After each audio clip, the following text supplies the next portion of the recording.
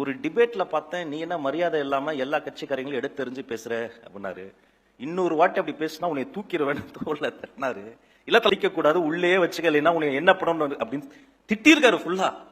அனைவருக்கும் வணக்கம். நான் ஒரு 10 நாளைக்கு முன்னாடி இந்த ஒரு வீடியோ வந்து போட்டிருப்பேன். இதை வந்து எல்லாம் பார்த்துருப்பீங்க. தாவேக்கால் வந்து லயலாமணி வந்து வெளியிட்டார், பின்னணியில் ஒரு கருப்பாடு அப்படின்னு சொல்லி. அந்த வீடியோவில் நான் என்ன தகவல் சொன்னனோ அந்த தகவல் பூரா உண்மை அப்படிங்கிறத நிரூபிக்கிற அளவுக்கு ராஜ்மோகன் வந்து இன்றைக்கி பேசியிருக்காருங்க. ராஜ்மோகன் என்ன பேசுகிறார் அப்படின்னா, இந்த மாதிரி லயலாமணியும் நானும் பனையூரில் வந்து நின்றுருந்தோம். அப்போ வந்து விஜய் அந்த பக்கம் வந்தார். அப்போ நானும் மணியை நிற்கிறத பார்த்துட்டு மணியை மட்டும் வந்து கூப்பிட்டு தனியாக வந்து ஏதோ பேசினார்.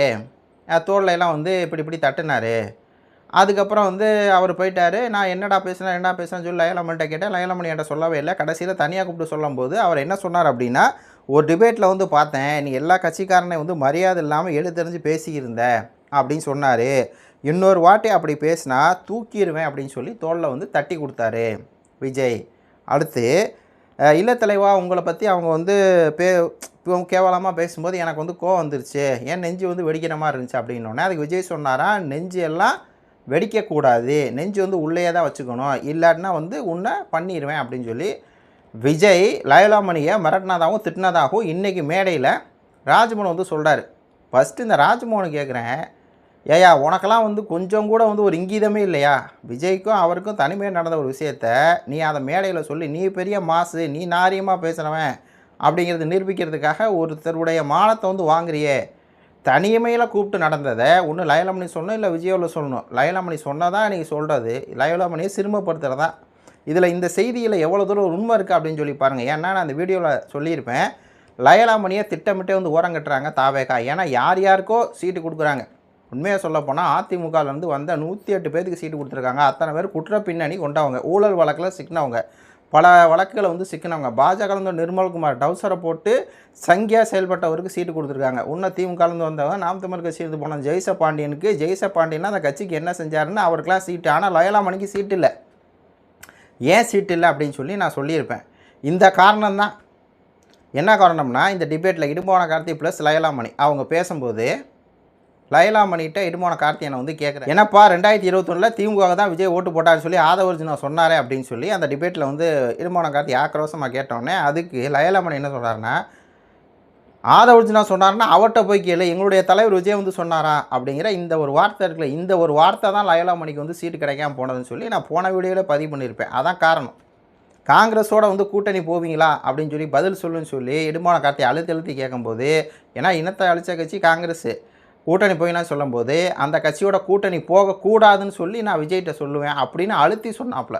அப்போது அந்த 2 காரணம் தான். இந்த 2 காரணத்தினால தான் இவருக்கு வந்து சீட்டு மறுக்கப்பட்டிருக்கு. அதில் நான் வந்து இன்னொன்று சொல்லியிருப்பேன், லயலாமணி வந்து எழும்பூருக்கார், சென்னை எழும்பூரை சேர்ந்தவர், அவருக்கு கொடுக்காம ராஜ்மோகனுக்கு கொடுக்குறாங்க சீட்டு. சரி, அவர் வந்து என்ன பண்ணுறாரு, திருச்சி ஈரோடு கிழக்கில் கேட்குறாரு, ஈரோடு கிழக்கில் வந்து எனக்கு கொடுங்கங்கிறாரு. அது அறிவிப்பு வந்துருச்சு. அறிவிப்பு வந்ததுக்கப்புறமா அவரை வந்து அந்த தொகுதியில் நிற்க விடாமல் பண்ணாங்க. நிற்க விடாமல் பண்ணது யார்? இந்த டிபேட்டுக்கு அப்புறம் தான் நடந்துச்சு. நிற்க விடாமல் பண்ண அந்த கருப்பாடு யாருன்னா ஆதவர்ஜுனா அப்படிங்கிறவர் தான். ஆதவர்ஜுனாவை ஏற்றி அவர் பேசிட்டார்ல, அதனால என்ன ஆகுது, விஜய் வரை அந்த செய்தி போய் நீ வீட்டில் வந்து ஆதவர்ஜுனாவை நீ வந்து சொன்ன கருத்தை நீ வந்து மறுத்து பேசுறியா, அப்போ உன்னை வந்து தூக்கிடுவேன் தான் விஜய் வந்து சொல்லியிருக்காரு. அதை தான் இவர் வந்து பட்டும் படாமல் அப்படியே கிழிச்சு ராஜ்மோகன் வந்து சொல்கிறாரு. இந்த விஷயம் வந்து எவ்வளோ உண்மை அப்படின்னு சொல்லி நிரூபிக்கிறதுக்கு புஷி ஆனந்த் பேசுகிற இந்த ஒரு வீடியோ வந்து, எனக்கான சீட்டு மட்டும் கொடுக்கல நீ அப்படின்னு அது மனசுக்குள்ளாரே ஓடும் பாருங்கள். அதாவது நம்ம மணி வந்து 1.5 மணி நேரம் 2 மணி நேரம் பேசுவார், எனக்கு வந்து ஒரு 5 நிமிஷம் 10 நிமிஷம் தான் பேசுகிறேன் அப்படின்னு சொல்லி பேச தொடங்குறாரு புஷி ஆனந்த். சொல்லிட்டு சொல்கிறாரு, என்ன தான் அவர் கட்சிக்காக உழைச்சா கூட சீட்டு கொடுக்க மாட்டாங்க, சீட்டு கொடுக்கலையா நீ அப்படின்னு சொல்லி மனசுக்குள்ளே நினைப்பாரான் லயலாமணி. புரியுதுங்களா?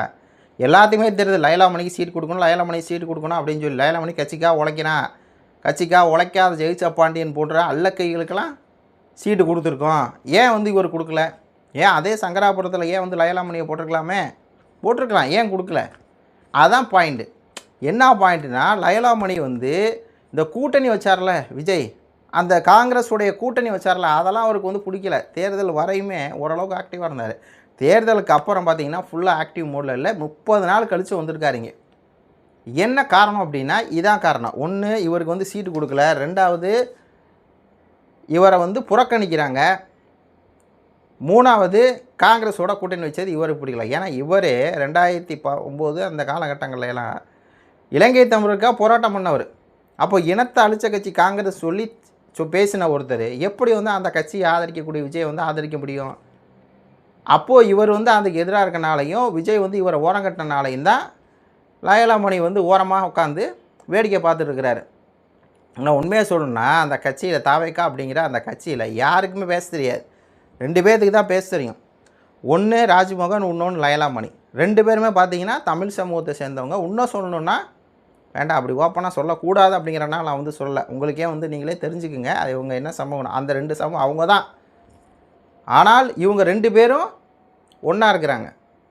ஆனால் இவங்க 2 பேர்த்தில் ராஜ்மோகன் அப்படிங்கிறவர் இவரை இழிவுபடுத்துகிறார். அப்பட்டமாக மேடையில் வந்து இழிவுபடுத்துகிறார். ஆனால் என்ன தான் விஜய் முதலமைச்சராக இருந்தால் கூட அந்த கட்சியோட ஓனர் யாருன்னா ஆதவ அர்ஜுனா தான்.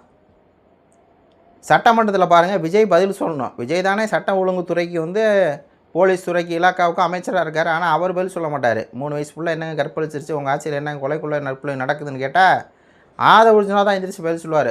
ஏன் உங்கள் ஆட்சியில் கூட தான் அங்கே மதுரையில் வந்து ஒரு 10 வயசு சிறுமியை வந்து கற்பழிச்சிட்டாங்க, 3 நாளில் நீங்கள் போய் பார்க்கல அப்படின்னு அப்படி பதில் சொல்லுவாங்க. பதில் சொல்லுவார். ஆதவ அர்ஜுனா பதில் சொல்லுவார். ஏன்னா இந்த கட்சியோட ஓனரே ஆதவ அர்ஜுனா தான். அப்போ அந்த ஆதவ அர்ஜுனா ஒருத்தர் வந்து எதிர்த்து பேசிட்டாரு. எதிர்த்து கூட பேசலைங்க. அந்த டிபேட்டில் கேட்டதுக்கு சிஎம் விஜய் வந்து உங்கள் தலைவர் விஜய் வந்து 2020 ஸ்டாலின் ஓட்டு போட்டார்ல, அப்புறம் என்ன 3 வருஷத்தில் வந்து அவர் என்ன அப்படின்னு சொல்லி கேட்டிருப்பார். அது சொன்னது எங்களுடைய தலைவரா, சொன்னது ஆதவ அர்ஜுனா தானே, அவர்கிட்ட போய் கேளு அப்படின்னு சொல்லி லயலாமணி அந்த எதிரில் வந்து எதிர்த்து அடித்தாப்புல, அந்த ஏரி அடித்தாப்புல. அந்த ஏரி அடித்தோனால தான் அவருடைய இத்தனை உழைப்பு வீணாக போச்சு. இதுதான் இந்த தாவேக்கா அப்படிங்கிற கட்சி யாரோட கட்டுப்பாட்டில் இருக்குது அப்படின்னா ஆதவுடைய கட்டுப்பாட்டில் தான் இருக்குங்கிறது மேலும் நிர்வாகம் இருக்குது. அதனால தான் யார் யாரோ எம்எல்ஏ அமைச்சராகும்போது உண்மையாக உணர்ச்ச லயலாமணி ஒன்றும் இல்லாமல் ஒரு ஓரமாக நின்று இன்றைக்கி விஜய்கிட்ட திட்டு வாங்கிட்டு ராஜ்மோகன் போன்ற துரோகிகளால் முதுகில் குத்தப்பட்டுக்கிட்டு உட்காந்துருக்காரு அப்படின்னு நம்ம சொல்ல வேண்டியிருக்கு. இது உங்களுடைய கருத்துக்களை சொல்லுங்கள். நன்றி, வணக்கம். அனைவருக்கும் வணக்கம். நான் ஒரு 10 நாளைக்கு முன்னாடி ஒரு வீடியோ போட்டிருந்தேன். இந்த வீடியோ தான் லயலாமணி வந்து தாவேக்கா வந்து வெளியேறிட்டார், பின்னணியில் ஒரு கருப்பாடு அப்படின்னு சொல்லி வீடியோ போட்டிருந்தேன் இல்லையா? அந்த வீடியோவில் நான் சொன்னது எவ்வளோ தூரம் உண்மை அப்படிங்கிறத இன்றைக்கி லயலாமணியை ராஜ்மோகன் வந்து அவ்வளவு அசிங்கப்படுத்தினாப்புல. விஜய் வந்து தனியாக லயலாமணியை கூப்பிட்டு திட்டியிருக்காப்புல, மிரட்டியிருக்காப்புல அப்படின்னு வைங்களேன். அந்த விஷயத்தை மேடையில் கொண்டு வந்து லயலாமணியை உன்னை தூக்கிடுவேன் அப்படின்னு சொல்லி விஜய் சொன்னார். விஜய் வந்து உன்னை தூக்கிறேன்னு சொல்லி இப்படி வந்து இது பண்ணார். இன்னொரு தடவை வந்து இந்த மாதிரிலாம் பேசக்கூடாது, எதிர்கட்சியெல்லாம் மரியாதைலாம் பேசக்கூடாதுன்னு சொல்லி அவர் வந்து இப்படி மேலே வந்து கைதட்டில் இது பண்ணார் அப்படின்னு சொல்லி நெஞ்சு எனக்கு வெடிக்குது அப்படின்னா நெஞ்செல்லாம் வெடிக்கக்கூடாது, நெஞ்சு உள்ளே தான் இருக்கணும் அப்படின்னு சொல்லி விஜய் லயலாமணியை திட்டினார்.